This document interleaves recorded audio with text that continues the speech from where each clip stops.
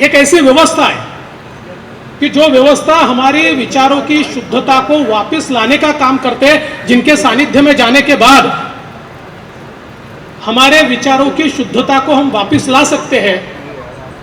इसलिए मैं ऐसा मानता हूं कि ये जो व्यवस्था हमारे देश में खड़ी हुई और हमारी सनातन संस्कृति ने खड़ी हुई, इसकी एक बहुत बड़ी परंपरा है। कई लोगों को ये लगता है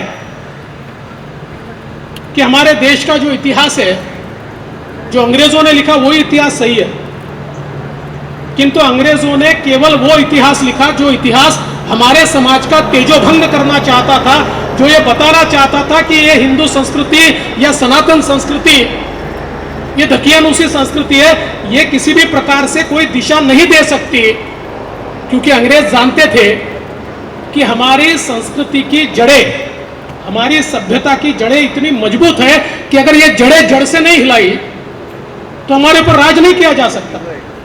आज इतने आक्रांताओं ने आकर हमारे देश पर आक्रमण किया, प्रभु श्री राम जी का मंदिर तोड़ा, काशी विश्वनाथ को तोड़ा।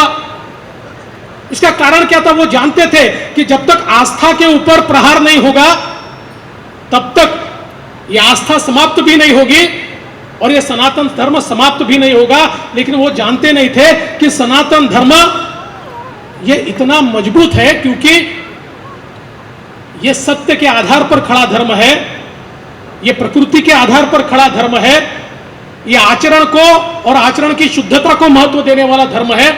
और इसलिए इतने सारे आक्रमणों के बावजूद भी न हमारी संस्कृति मिटी, न हमारी सभ्यता मिटी, न हमारे विचार मिटे, न हमारी परंपरा मिटी, न हमारे आश्रम मिटे, न हमारी गुरुओं की परंपरा मिटी। उल्टा जितने हमारे ऊपर आक्रमण हुए, ये सारे आक्रमणों में हमारी इस परंपरा ने, हमारे गुरुजनों ने हमारे सनातन धर्म को सुरक्षित रखने का काम किया और इस धरोहर को अगली पीढ़ी तक ले जाने का काम किया। आज तो माहौल बदल रहा है। हमने वो जमाना भी देखा कि जब देश के बड़े बड़े राजनेताओं को मंदिर में जाने में शर्म लगती थी। जाते जरूर थे लेकिन छुप छुप कर जाते थे, बिना कैमरे के जाते थे, रात के समय जाते थे, सुबह जल्दी चले जाते थे। लगता था कहीं मंदिर चले गए तो हमारी सेक्युलर वोट बैंक खराब हो जाएगी। लेकिन देश में एक प्रामाणिक प्रधानमंत्री आने के बाद जिन्होंने अपना एजेंडा गरीब कल्याण का विकास रखा, गरीबों का विकास रखा और गरीब कल्याण का एजेंडा लेते हुए आध्यात्मिक शक्ति के साथ, पूरी सत्यता के साथ, सच्चाई के साथ काम करना शुरू किया। और जब प्रधानमंत्री जी मंदिर जाने लगे, आशीर्वाद प्राप्त करने लगे, वो तो पहले भी करते थे, बड़े सहजता से जाते थे, अभी भी सहजता से जाते, लेकिन उसका परिणाम यह हुआ कि उसके बाद राहुल जी भी मंदिर जाने लगे, केजरीवाल जी भी हनुमान चालीसा कहने लगे, उसके बाद हमारी ममता दीदी भी चंडी पाठ करने लगी।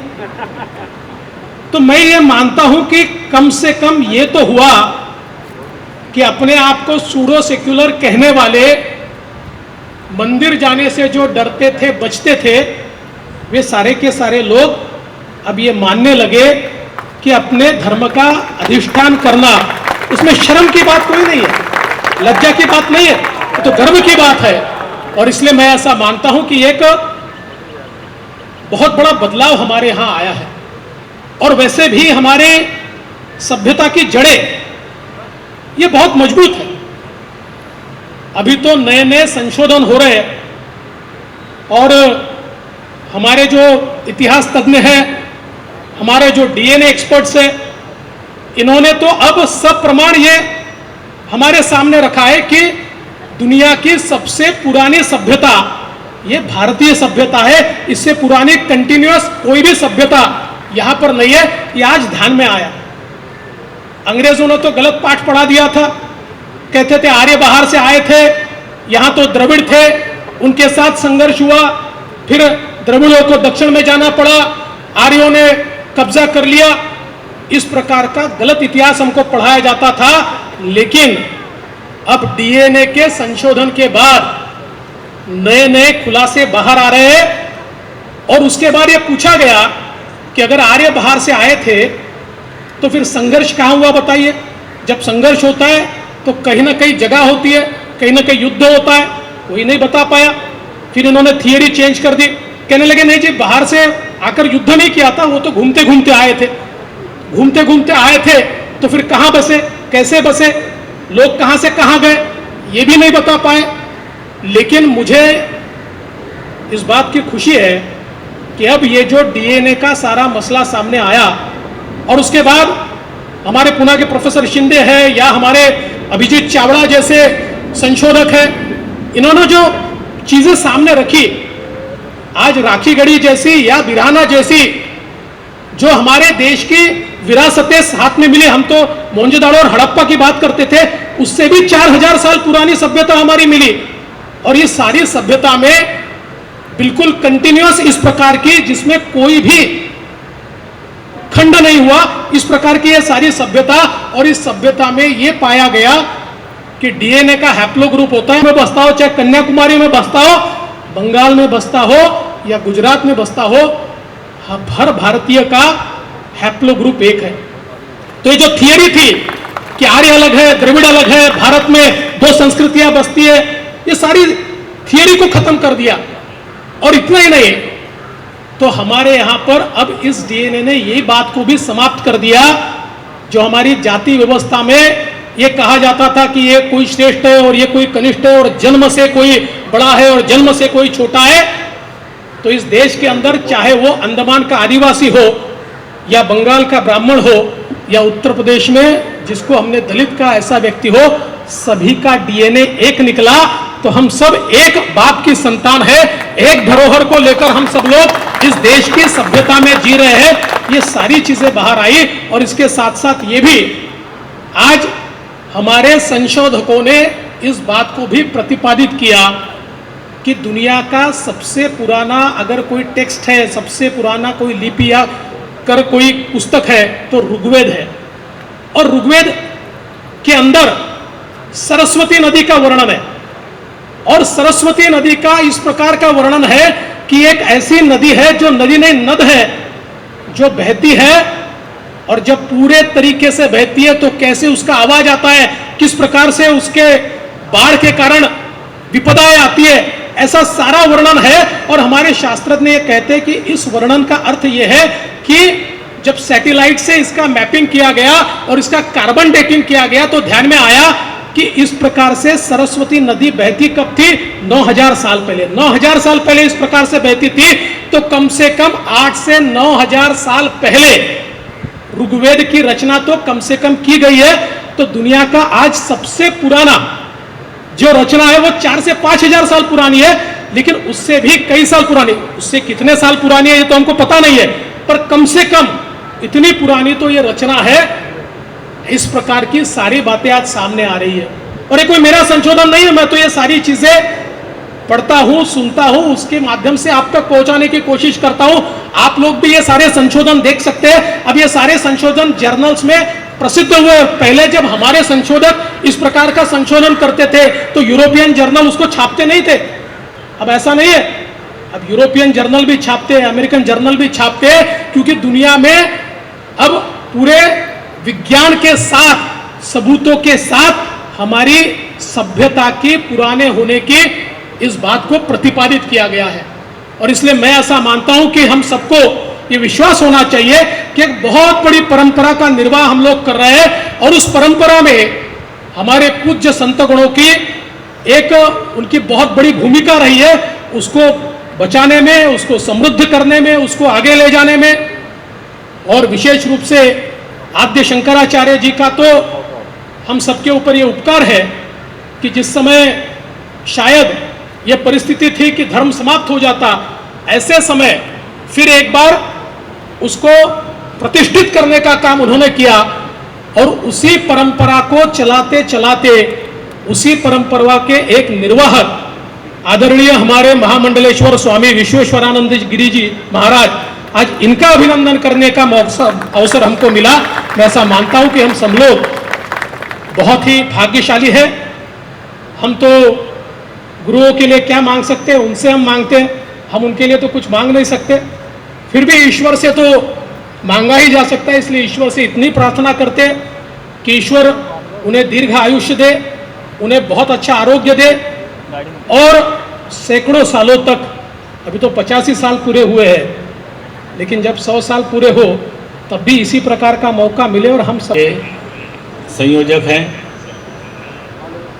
स्वामी दयानंद जी महाराज का जो परंपरा है उसका निर्वाह करने वाले हैं ऐसे स्वामी परमात्मानंद जी महाराज अयोध्या से विशेष रूप से पधारे हुए जगत गुरु रामानुजाचार्य श्रीधराचार्य जी महाराज।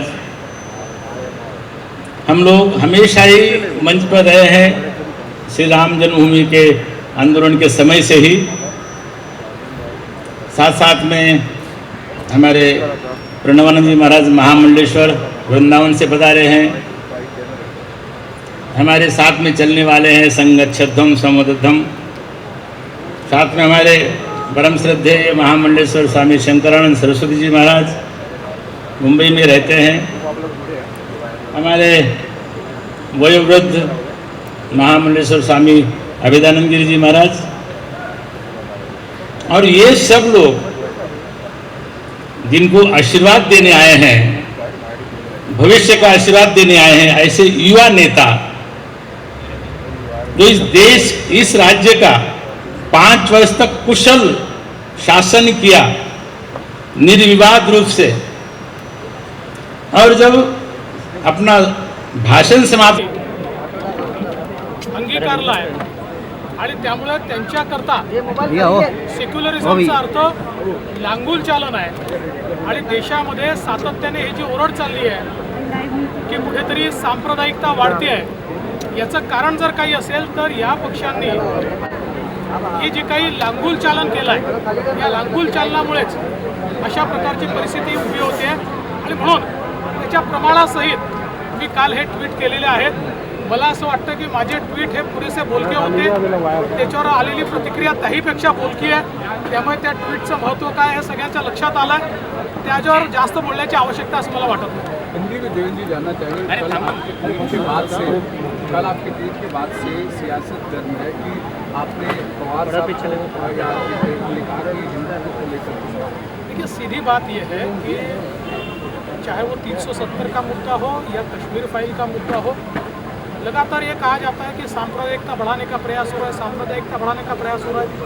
तो सांप्रदायिकता बढ़ाने का काम कौन करता है ये मैंने स्पष्ट किया है। सूडो सेक्युलर इस प्रकार के जो आज ये कुछ पार्टियां तैयार हुई है जो केवल अपीजमेंट करती हैं, और अपीजमेंट की राजनीति के कारण आज देश के अंदर उन्होंने इस प्रकार का एक डिवीजन का माहौल तैयार किया है। उसको मैंने अपने ट्वीट के माध्यम से सब प्रमाण खुला किया है। मुझे ऐसा लगता है कि मेरे ट्वीट जो थे वो बहुत स्पष्ट थे, उसके ऊपर और स्पष्टता देने की आवश्यकता नहीं। महाराष्ट्र में लाउडस्पीकर रजान उसी के बीच मुंबई के कहीं विदेश के कई साधु महात्माओं की एक सभा हो रही है, उसमें आपको दोबारा मुख्यमंत्री बनाने का आशीर्वाद दिया जा रहा है, किसे देख सकते हैं? देखिए, जो भी आशीर्वाद मिलता है वो आशीर्वाद ग्रहण करना चाहिए। बाकी हम तो नेता प्रतिपक्ष है और पूरी ताकत से काम कर रहे हैं। जब तक इस पद पर है लोगों के को न्याय दिलाने के लिए काम करते रहेंगे। हाँ, ये ज़रूर है कि जो हमारे साधु संत हैं उनका आशीर्वाद, या मला असं वाटतं की निराशेतनं ते अनेक गोष्टी बोलतात, त्यामुळे अशा गोष्टींची उत्तरं देऊ नये। ज्यावेळेस माणूस चांगल्या माइंड फ्रेममध्ये असतो आणि एखादी गोष्ट बोलतो त्यावेळेस त्याला उत्तर दिले पाहिजे। पण एखादा व्यक्ती निराशेतनं जर काही बोलत असेल तरी का नाही आहे? महाराष्ट्रामध्येच का लोडशेडिंग आहे? मला असं वाटतं की हे जे काही राज्यकर्ते इथले आहेत हे स्वतः इतके नाकर्ते आहेत आणि आपला नाकर्तेपणा लपवण्याकरता प्रत्येक वेळी केंद्र सरकारकडे बोट दाखवलं जातं। हे लोडशेडिंग राज्य सरकारच्या नाकर्तेपणामुळे आहे। हे लोडशेडिंग केवळ राज्य सरकारमुळे आहे। हे लोडशेडिंग राज्य सरकारची जी काही नीती आहे त्याच्यामुळे आहे। हे या राज्य सरकारने लादलेलं लोडशेडिंग